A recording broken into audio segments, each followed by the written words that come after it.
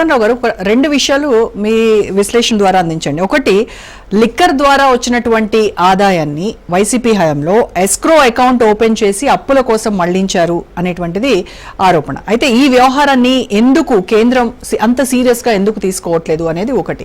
తర్వాత కక్ష సాధింపు రాజకీయాలకు ఎప్పుడు ఎండ్ కార్డ్ పడుతుంది? చంద్రబాబు అధికారంలో ఉంటే జగన్ అరెస్ట్ చేయాలని, జగన్ అధికారంలో ఉంటే చంద్రబాబును అరెస్ట్ చేయాలని, ఈ రకంగా ఈ అరెస్ట్ల పర్వమే నడుస్తోంది తప్ప ప్రజా పాలనని గాలికి వదిలేశారు అనేటువంటి ఆరోపణలు అప్పటి ప్రభుత్వం ఇప్పటి ప్రభుత్వంలో ప్రజల ఫీలింగ్ అది.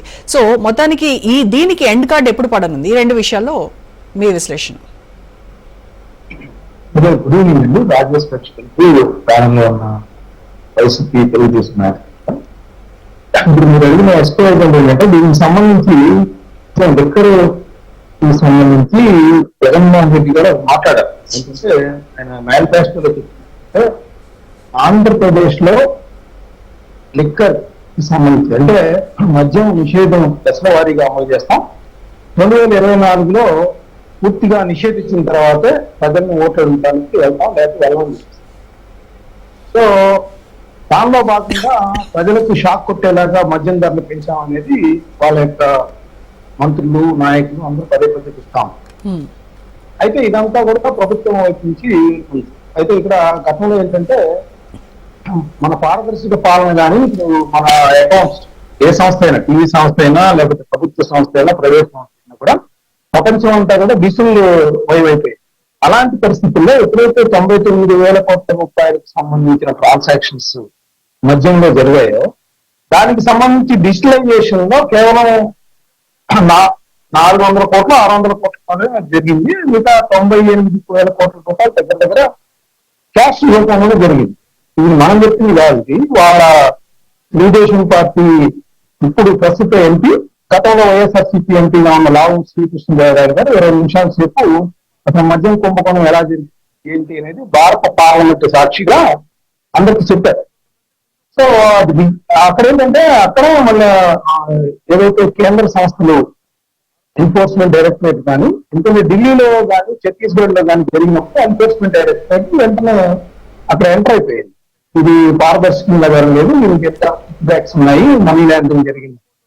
సో అక్కడ ముఖ్యమంత్రిని అదేవిధంగా మనీష్ సిసోడియా అని ఇంకా కొంతమంది ముఖ్యమైన వ్యక్తులను అరెస్ట్ చేశారు. దానికి సంబంధించి పక్కన తెలంగాణకు సంబంధించి కేసీఆర్ గారు కుమార్తె అరెస్ట్ చేయడం జరిగింది. అదేవిధంగా విజయసాయి రెడ్డి గారికి బంధువు శరత్చంద్రారెడ్డి గారిని కూడా ఆ కేసులో అరెస్ట్ చేశారు. దానికి సంబంధించి మళ్ళీ ఇక్కడ మాగుంట శ్రీనివాస్ రెడ్డి గారి కుమార్తె కూడా అరెస్ట్ చేశారు. సో ఈ నేపథ్యంలో మన ఆంధ్రప్రదేశ్ లో అంత పెద్ద ఎత్తున కుంభకోణం జరిగినప్పుడు ఎందుకు దీని వెనకాల ఎందుకు జోక్యం తీసుకోలేకపోయింది అనేది ప్రజలకు అందరికీ మిలియన్ డాలర్ ప్రశ్న. సో అక్కడ ఎస్కో అకౌంట్ కానీ లేదంటే ఇప్పుడు వస్తున్న ఇవన్నీ చూసినా కూడా ఒక్కొక్కటి వెలుగు చూస్తా ఉన్నాయి. ఇక్కడ ఏంటంటే ఇవాళ మద్యం కేసులో అరెస్ట్ అయిన వాళ్ళకి ఇస్తే మామూలు వ్యక్తులు కాదు, దానిలో పెట్టిన వాళ్ళు. ఇప్పుడు మిథున్ రెడ్డి గారు ఉన్నారు, వైఎస్ఆర్సీపీకి సంబంధించి లోక్సభలో నాయకులుగా ఉన్నారు. అదేవిధంగా విజయసాయి రెడ్డి గారు అయితే అసలు వైఎస్ఆర్సీపీకి సంబంధించి పార్లమెంటరీ పార్టీ నాయకులుగా ఉన్నారు. సరే మొన్న కొద్ది నెలల క్రితం ఆయన అక్కడి నుంచి వచ్చేసారనుకుంది. అదేవిధంగా కసిరెడ్డి గారు కానీ, అదేవిధంగా ధనంజయ రెడ్డి గారు కానీ, కృష్ణమోహన్ రెడ్డి గారు కానీ వీళ్ళందరినీ చూస్తూ ఉంటే ఏంటంటే జగన్ గారి చుట్టుపక్కల మొత్తం కూడా అరెస్ట్ అయిపోయి ఇప్పుడు జగన్ గారి కోసమా అన్నట్టుగా ఆగిన పరిస్థితి. ఇదంతా ఎప్పుడు ప్రజలు కానీ ఎవరైనా ఏంటి నమ్ముతారంటే ఇప్పుడు వాళ్ళు చెప్తా ఉన్నారు. దాదాపు 3,200 కోట్ల రూపాయల అవినీతి జరిగింది. దానికి సంబంధించి రియల్ ఎస్టేట్ లో పెట్టుబడులు పెట్టారు, సినిమాలు తీశారు, కార్పొరేట్ హాస్పిటల్స్ లో పెట్టుబడులు పెట్టారు, అదేవిధంగా బంగారాన్ని పెద్ద ఎత్తున స్వీకరించారు ముడుపుల రూపంలో అని కూడా చెప్తాం. వీటికి సంబంధించి ఏదో రియల్ ఎస్టేట్ కానీ లేకపోతే బంగారం ఎక్కడ ఉందనేది కానీ తేల్చి ప్రజలకు చెప్పినప్పుడు వాస్తవంగా ప్రజలకు అర్థమైంది 3,200 కోట్ల కుంభకోణం. లేదంటే మరో స్కిల్ కేసు లాగే ఉండిపోతుంది. ఇదేదో ప్రత్యర్థి పార్టీకి సంబంధించి రాజకీయాలకు సంబంధించి ఇదొక కేసుగా మారిపోయే అవకాశం ఉంది. నేనేమంటానంటే ఇప్పుడు ఎస్కో అకౌంట్కి వెళ్ళినా, హవాలా ద్వారా వెళ్ళినా, మనీ లాండరింగ్ కూడా ఖచ్చితంగా ఏదైతే దుర్వినియోగం అయితే ఉంటామో, ఎందుకంటే తాగుబోతుతో ఎక్కువ మంది పేదవాళ్ళు ఉంటారు. వాళ్ళు కష్టపడిన సొమ్ముని వాళ్ళు సాయంత్రానికి ఒక క్వార్టర్ ప్లాట్ అంటే అది మంచిదా చెడ్డదా అనేది అది వేరే అంశం. అది తాగుతూ ఉంటారు. వాళ్ళని షాక్ కొట్టేలాగా పెంచామని చెప్పి ఆ డబ్బు నిజంగా దోచుకున్నట్టు కనుక నిజమైతే ప్రజలందరూ కూడా యావగించుకునే పరిస్థితి, అసహించుకునే పరిస్థితి కూడా వస్తుంది. వాళ్ళ యొక్క చెమట నుంచి వీళ్ళ యొక్క బంగారాన్ని కోరుకోవడం అనేది. సో అదంతా కూడా నిరూపించాల్సిన అంశం. రెండోది ఏంటంటే జగన్ గారు వాళ్ళ మాట్లాడుతూ ఆయన ఏమన్నారంటే ఈ కేసుకు సంబంధించి అనుకుంటా డైరెక్ట్ గా చెప్పకపోయినా ఒక కేసులో ఒక అప్రూవర్ గా ఒక కథను పెంచారు. అప్రూవర్ అంటే మనకు తెలిసి ఏంటంటే విజయసాయి రెడ్డి గారు దీనికి సంబంధించి ఫస్ట్ చెప్పింది. మిథున్ రెడ్డి గారు, నేను, లేకపోతే ఆయన వాసుదేవ రెడ్డి గారు, సత్యప్రసాద్ ఎక్సైజ్ అధికారి, వీళ్ళందరం కసిరెడ్డి గారు కూర్చొని మా ఇంట్లోనే ఇదంతా పథక రచన చేశామనేది ఆయన చెప్పారు.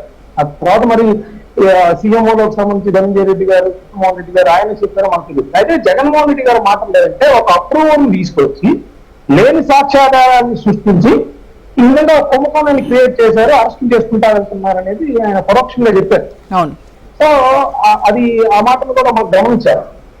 అంటే ఏంటి, జగన్ గారి దగ్గరికి అంటే చుట్టుపక్కల ఇప్పుడు మనం చూసినట్లయితే కృష్ణమోహన్ రెడ్డి గారు కానీ, మిథున్ రెడ్డి గారు కానీ, విజయసాయి రెడ్డి గారు కానీ ఆయన వెళ్ళిపోయారు.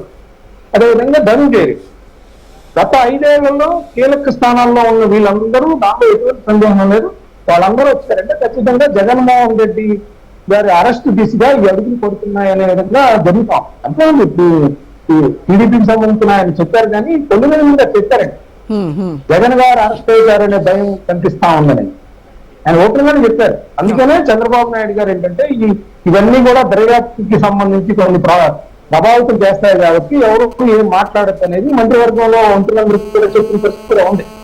ఎందుకంటే ఎన్ఫోర్స్మెంట్ డైరెక్టరేట్ ఆల్రెడీ దీనిలో ప్రవేశించింది ఈ దర్యాప్తుకి సంబంధించి కేంద్ర ప్రభుత్వ సంస్థ. సరే అది పవన్ కళ్యాణ్ గారు ఒత్తిడి చేస్తున్నారా, చంద్రబాబు గారు ఒత్తిడి చేస్తున్నారా, లోకేష్ గారు ఒత్తిడి చేస్తున్నారా, వీళ్ళకి తెలుగుదేశం పార్టీ కార్యకర్తలు కూడా చాలా మంది అడుగుతా ఉన్నారు ఎప్పుడు ఆయన జైల్లో పెట్టారనేది, లేదంటే రాజమండ్రి సెంట్రల్ జైల్లో పెట్టాలి. అవన్నీ జగన్ చంద్రబాబు ఏ రూమ్ లో అయితే ఉన్నారో అదే రూమ్ లో పెట్టబోతున్నారు, మొత్తం అది కూడా ఫిక్స్ అయిపోయిందని చెప్తున్నారు.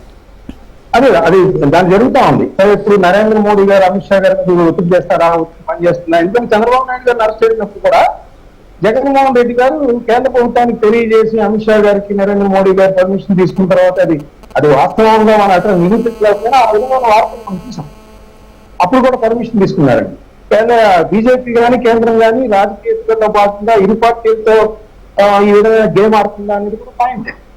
అయితే ఏంటంటే మనం ఏంటంటే ఆల్రెడీ విభజించిన ఆంధ్రప్రదేశ్ ఒక పక్కన ఈ ప్రతీకార రాజకీయాలతో వీళ్ళు ఒక పార్టీ మరో పార్టీ ఈ విధంగా చేసుకుంటా ఉంటే అక్కడ అభివృద్ధి ఎటుకోదు. ఒక పక్కన అప్పుడు తప్పైపోతున్నారు నా రాష్ట్రం. మరి ఇక్కడ ఉన్న యువత కానీ, లేకపోతే నిరుద్యోగులు కానీ, లేకపోతే ఎవరైతే ఇక్కడ అన్ని కుటుంబాలు ఉన్నాయో, ఎందుకంటే మనకి టెక్నికల్ గా చూస్తే 1,45 లక్షల బీపీఎల్ కార్డులు ఉన్నాయండి. 4 కోట్ల మంది ఉంటే దగ్గర 3 కోట్ల మంది బీపీఎల్ కింద ఉన్నట్లుగా మనకి సాంకేతికంగా కేంద్ర రాష్ట్ర ప్రభుత్వాలు చెప్తా ఉన్నాయి. బీపీఎల్ కార్డులు ఉన్నాయి, అందరూ బియ్యం తీసుకుంటున్నారు. సో అలాంటి ఆంధ్రప్రదేశ్ ని వీళ్ళు ఇట్లా ప్రతీకార రాజకీయాలు లేకపోతే ఉన్నా లేని కేసులో పెట్టుకుంటా ఒకళ్ళకొకళ్ళు, లేకపోతే సినిమా చూపిస్తా ఉన్న ఒకళ్ళు, వాళ్ళు కనుక్కుంటా ఉన్న ఒకళ్ళు, లేకపోతే మీరు కొడితే కొట్టించుకోండి, జైలుకి వెళ్తానికి రెడీగా ఉండండి ఒకళ్ళు, ఈ విధంగా చెప్తా ఉంటే మరి జైలుకి వెళ్తాం అంటే రాసుకోమంటున్నారు అందరినీ, గ్రామ స్థాయి నుంచి కూడా పుస్తకాలు పెట్టుకొని రాసుకోమంటారు. ఇట్లా ప్రతీకార రాజకీయాలతో వెళ్తా ఉంటే రేపు మరి ఎగనెస్ట్ గా తీర్పులు ఇస్తున్నారనో లేకపోతే మరి ఆ విషయానికి రాలేదు నాకు డౌట్ వస్తుంది. ఇప్పుడు కోర్టుల్లో కూడా వ్యతిరేకమైన ఆ పార్టీతో ఇంకొకరు వ్యతిరేకమైన రిమాండ్లు కానీ ఈ విధమైన వీళ్ళు కేసులు పెడితే అక్కడ రిమాండ్లు వస్తుంది. మరి న్యాయమూర్తుల పేర్లు కూడా రాస్తారా తెలియదు, నాకు డౌట్ అనిపిస్తుంది ప్రజలు.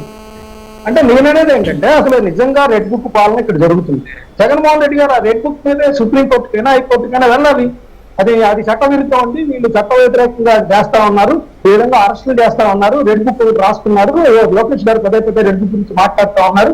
ఆ చట్ట వ్యతిరేకం అసలు ఆయన మంత్రివర్గంలో కొనసాగడానికి వీల్లేదు, ఈ విధంగా రాజ్యాంగ వ్యతిరేకంగా వ్యవహరిస్తా ఉన్నారు, పోలీసుల్ని చేతిలో ఉంచుకున్నారని లోకేష్ గారి మీద కంప్లైంట్ చేయొచ్చు. ఆ దిశగా వైసీపీ ప్రయత్నం చేస్తుందో అడుగుదాం మస్తాన్ రావు గారు.